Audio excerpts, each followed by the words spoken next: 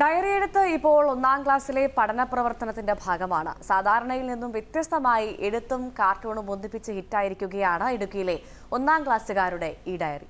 Idukki സന്യാസിയോട് PMG LP സ്കൂളിലെ അധ്യാപിക മിനു ജെറോമും വിദ്യാർത്ഥികളും ചേർന്ന് തയ്യാറാക്കിയ രീതി ഇപ്പോൾ സംസ്ഥാനം മുഴുവനും അംഗീകരിച്ചിരിക്കുകയാണ്. ഇപ്പോൾ ടീച്ചറെ, ഈ ചേട്ടന്മാർ എന്തിനാ വന്നത്? നിങ്ങളുടെ ഡയറിയുടെ ഫോട്ടോ എടുക്കണ്ടേ, അതിനാ വന്നത്. ഇവർക്ക് എന്തിനാ മൈക്ക് പറയാൻ. കാർട്ടൂൺ ഡയറിയെക്കുറിച്ച് അറിഞ്ഞെത്തിയ ഞങ്ങളായിരുന്നു സന്യാസിയോട PMG LP സ്കൂളിലെ വിദ്യാർത്ഥികളുടെ കാർട്ടൂൺ ഡയറിയിൽ ഇന്നലെ ഇടം പിടിച്ചത്. കുട്ടികളെ സർഗാത്മക രചനയിലേക്ക് നയിക്കുക എന്ന ഉദ്ദേശത്തോടെയാണ് ജൂലൈ മാസം മുതൽ സംയുക്ത ഡയറി എഴുതി തുടങ്ങുന്നത്. ഓരോ ദിവസത്തെയും മനസ്സിൽ തങ്ങി നിൽക്കുന്ന അനുഭവങ്ങൾ കുട്ടികൾ രക്ഷിതാവിന്റെ സഹായത്താൽ ഡയറിയിലേക്ക് പകർത്തുന്നു.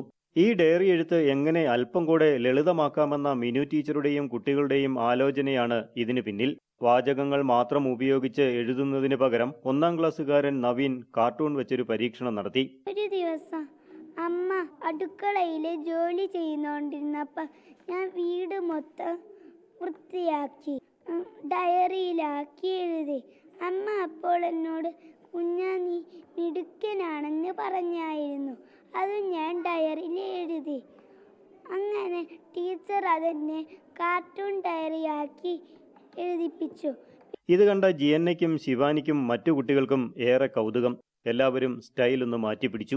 അങ്ങനെ താളുകൾ കാർട്ടൂൺ രൂപത്തിലേക്ക് മാറിയപ്പോൾ ഡയറികളെല്ലാം കളറായി. അതവർക്ക് വളരെ രസകരമായി തോന്നി. ഈ ഡയറി എഴുത്തിന് മടി പിടിച്ചിരുന്ന കുട്ടികളൊക്കെ വളരെ ഉത്സാഹത്തോടെ ഈ എഴുത്തിലേക്ക് വന്നു. അതുപോലെ അവർ ചുറ്റുപാടുകളെ നിരീക്ഷിക്കാൻ തുടങ്ങി, ജീവജാലങ്ങളെ. അതുപോലെ സ്കൂൾ പരിസരത്തുണ്ടായ ആ ജീവികളും ചെടികളും ഒക്കെ തമ്മിലുള്ള സംഭാഷണങ്ങൾ എഴുതാൻ ആ ജീവജാലങ്ങളും ചെടികളും ഒക്കെ അവരുടെ കാർട്ടൂൺ ഡയറിയിലെ കഥാപാത്രങ്ങളായി വന്നു എന്നുള്ളതാണ്. നിരവധി വിദ്യാലയങ്ങൾ കാർട്ടൂൺ ഡയറി ഏറ്റെടുത്തതോടെ വിദ്യാഭ്യാസ മേഖലയിലെ നൂതനാശയങ്ങൾ കണ്ടെത്തുകയും പ്രോത്സാഹിപ്പിക്കുകയും ചെയ്യുന്ന സർഗാത്മക അധ്യാപക വേദിയുടെ സംസ്ഥാന മികവഴകു പുരസ്കാരവും കാർട്ടൂൺ ഡയറിക്ക് ലഭിച്ചു. മറ്റു ക്ലാസുകളിലും ഇത് തുടരാനാണ് ഇവരുടെ തീരുമാനം. ഇടുക്കിയിൽ നിന്നും അതിൽ നെല്ലനാടിനൊപ്പം KV സന്തോഷ് കുമാർ, ഏഷ്യാനെറ്റ് ന്യൂസ്.